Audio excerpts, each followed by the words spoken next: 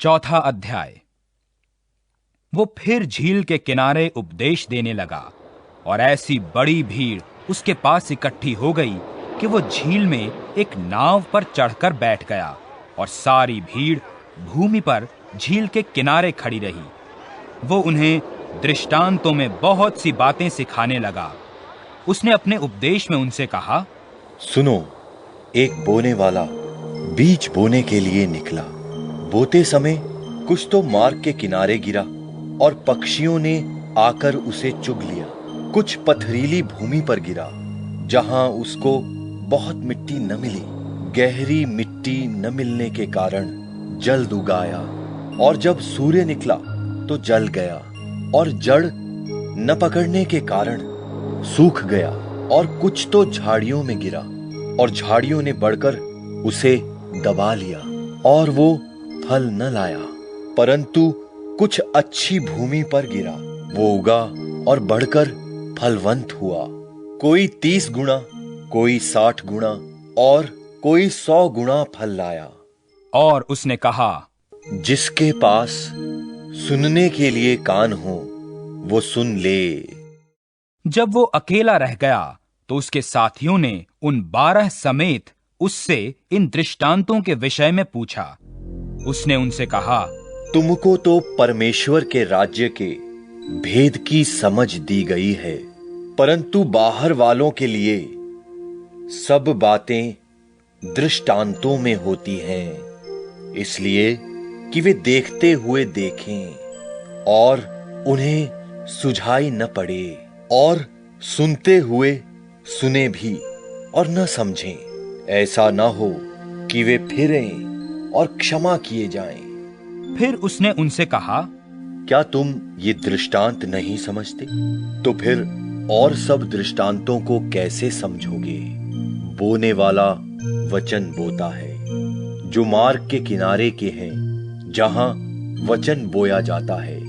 ये वे हैं कि जब उन्होंने सुना तो शैतान तुरंत आकर वचन को जो उनमें बोया गया था उठा ले जाता है।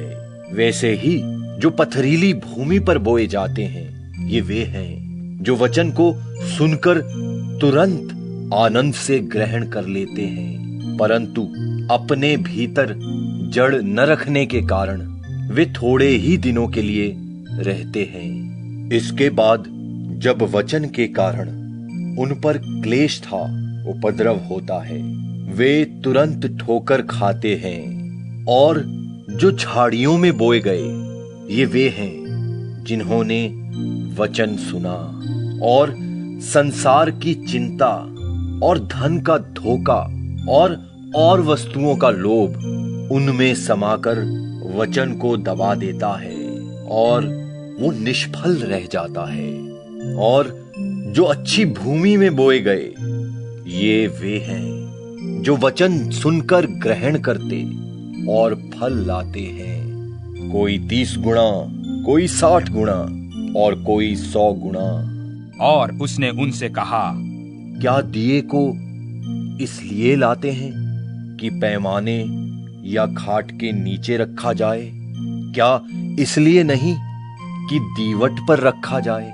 क्योंकि कोई वस्तु छिपी नहीं जो प्रकाश में न लाई जाए, और न कुछ गुप्त है जो प्रकट न किया जाए। यदि किसी के सुनने के कान हो तो सुन ले। फिर उसने उनसे कहा, चौकस रहो कि क्या सुनते हो। जिस नाप से तुम नापते हो, उसी से तुम्हारे लिए भी नापा जाएगा और तुमको अधिक दिया जाएगा, क्योंकि जिसके पास है उसको दिया जाएगा, परंतु जिसके पास नहीं है उससे वो भी जो उसके पास है ले लिया जाएगा। फिर उसने कहा, परमेश्वर का राज्य ऐसा है जैसे कोई मनुष्य भूमि पर बीज छींटे और रात को सोए और दिन को जागे, और वो बीज ऐसे उगे और बढ़े कि वो न जाने। पृथ्वी आप से आप फल लाती है।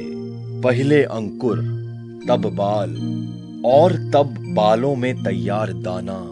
परंतु जब दाना पक जाता है तब वो तुरंत हंसिया लगाता है, क्योंकि कटनी आ पहुंची है। फिर उसने कहा, हम परमेश्वर के राज्य की उपमा किससे दें और किस दृष्टांत से उसका वर्णन करें?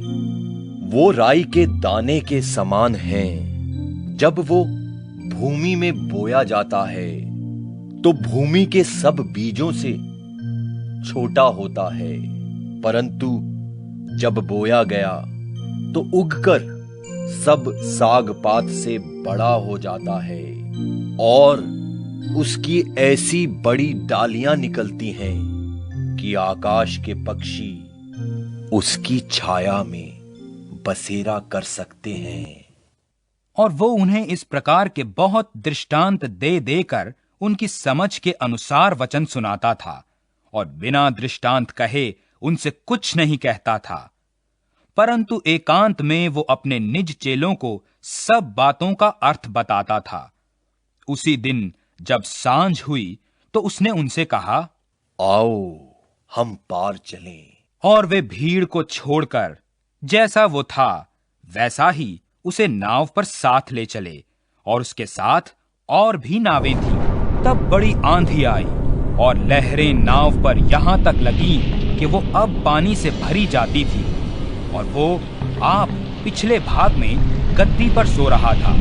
तब उन्होंने उसे जगाकर उससे कहा, हे गुरु, क्या तुझे चिंता नहीं कि हम नाश हुए जाते हैं? तब उसने उठकर आंधी को डांटा और पानी से कहा, शांत रह, थम जा। और आंधी थम गई और बड़ा चैन हो गया। और उनसे कहा, तुम क्यों डरते हो? क्या तुम्हें अब तक विश्वास नहीं? और वे बहुत ही डर गए और आपस में बोले, ये कौन है कि आंधी और पानी भी उसकी आज्ञा मानते हैं?